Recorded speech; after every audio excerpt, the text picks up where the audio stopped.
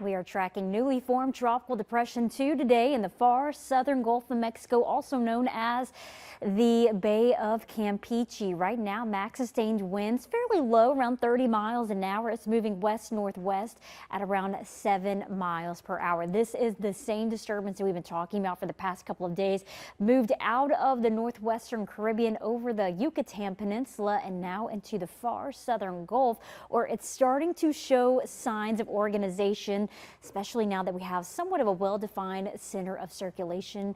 The hurricane hunters have been out there all afternoon long and have found that this has strengthened to a tropical depression. This is a look at the first official forecast cone from the National Hurricane Center, and they likely are expecting this to become a tropical storm, possibly as this time tomorrow afternoon. The next name on the list is Barry. From there, it probably moves inland, making landfall along the Mexico coastline by late Sunday night, early Monday morning, possibly holding that tropical storm status. But good news for us, it stays far south of our area, so not expecting any sort of direct impacts, but a good sign that we could see intensity and activity in the tropics as in general pick up over time. We're looking at our tropical radar, shows it getting better organized over time. Actually could see some impacts spread in some of those outermost rain bands, possibly spreading into South Texas. So definitely something that we will continue to give you the first alert to over the next couple of days. Back here at home, we have some activity to talk about on the radar. Those pop-up summertime showers have been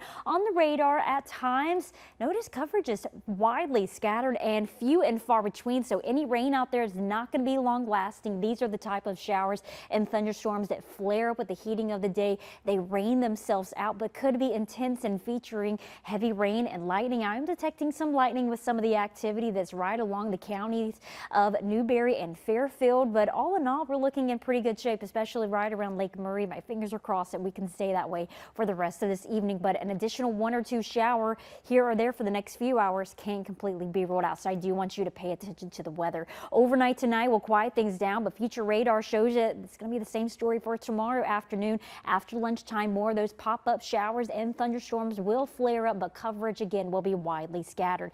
Coverage will likely increase for our area towards the early of next week, especially Tuesday and Wednesday.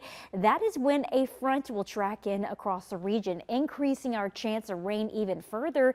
And with this cold front nearby, it's really not going to bring us cooler air, but it will help keep temperatures down with a higher chance of rain, possibly upper 80s by next Wednesday, but it will likely get hotter towards the 4th of July holiday.